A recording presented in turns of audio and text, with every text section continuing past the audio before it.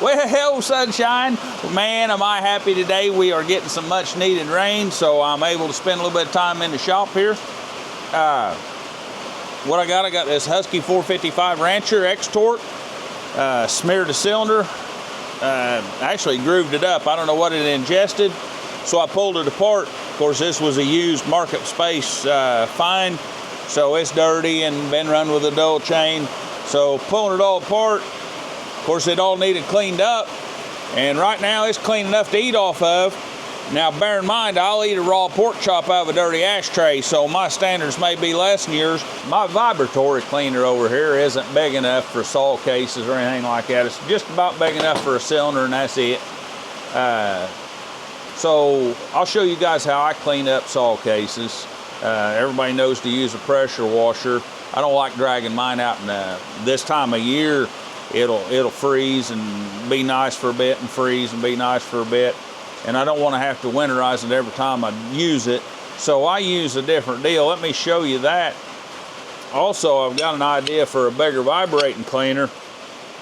Now this is an air vibrator. They'd have them on material handling, maybe in a factory if you got something coming down out of a hopper. They just run on air and they vibrate. If anybody's ever tried something like that on like a metal drum or a turkey fryer, something the guy could light a little fire under and get your solution warmed up and vibrate that. If anybody's ever tried that, let me know. Or if you think it's a good idea or think you see problems with it, let me know, because I got two theories. Number one, you got to have a plan, and number two, not all plans are good plans, are they? Yeah, that's been a thought in my head for a while, and getting into wanting to do cases in there, that might be the cheap man's way out, because that was give at me. It was took out of a factory or something, and it works. They were just replacing a line, and I'm that kind of guy that'll scavenge that stuff. I'm not too proud. Now here's what I use currently to clean a saw with. It's just an air nozzle for your air hose, but it's got a eductor or inductor, whichever one it is, on the bottom. I just get me a mess of hot water out of just out of the sink, as hot as it'll go. Put that hose in there, and it's got a mess of that Sunrise dish detergent in there too.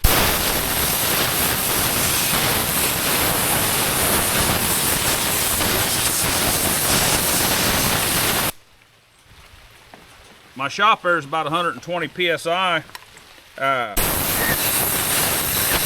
You can get right in there and aim just every place you need to. Now you want to have your safety squints on so nothing gets in your eyes.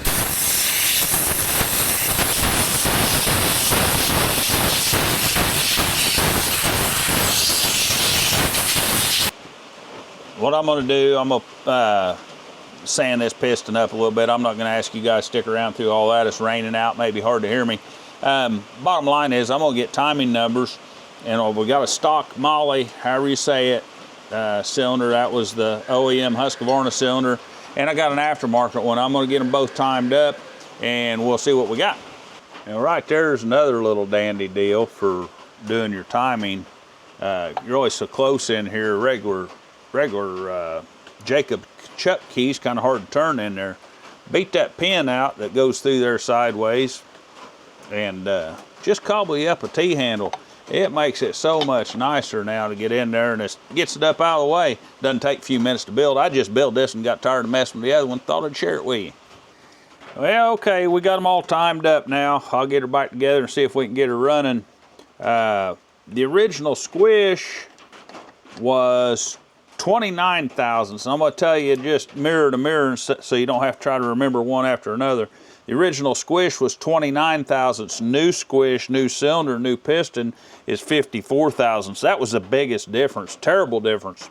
And I guess if anybody's curious, this is an aftermarket, cheapest thing you can find on Scamazon or eBay or whichever one.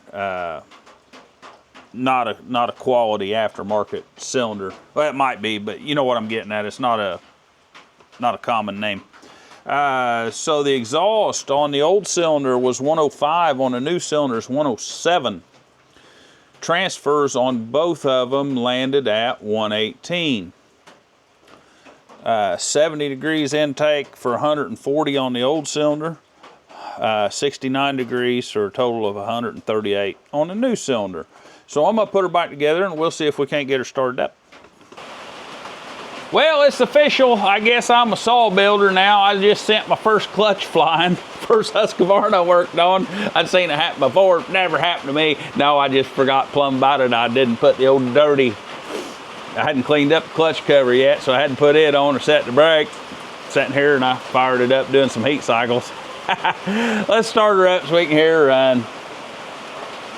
It ain't tuned by no means yet. May not even start. I fought it some, to be honest about it, getting the tune even close. I had to put a different carburetor on it. I couldn't get that other one to tune right, the stock one, and I had an aftermarket one here. We're putting it on there.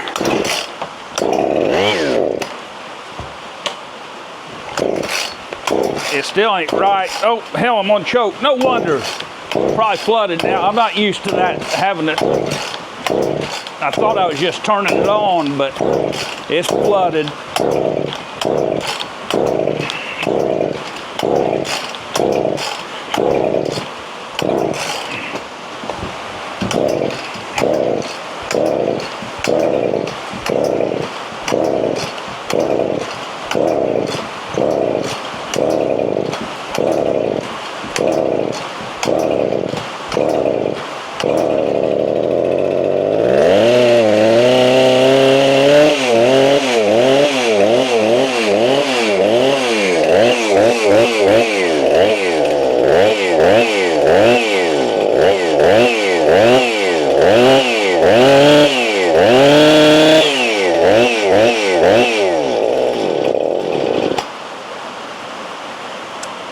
She got to take some adjusting, but yeah, I just pulled the choke out instead of turning it on, and I didn't put the choke back in.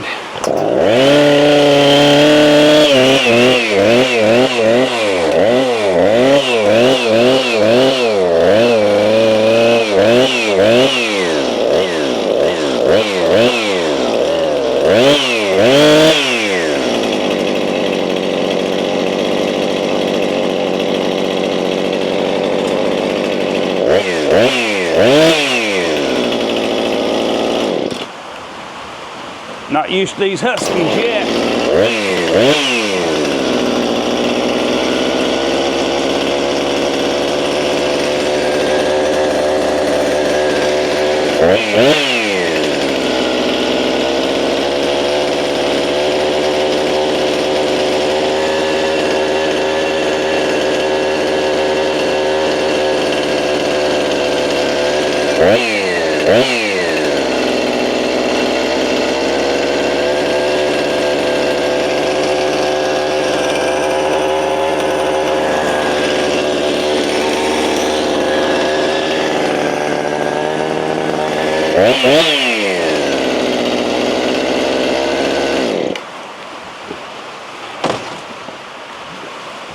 It's raining like pouring pee out of a boot today, wind cutting weather. We'll make a short video here. We got her back together. We're almost up to ground zero, so the next thing will be to do is to tune it up, put it on dyno, check fuel consumption and heat runs and dyno pull on her. Of course, get it tuned along the way. Appreciate it, guys. If you enjoyed it, give her the old hitchhiker. If you didn't, give her the old Julius Caesar. Appreciate you guys sticking around.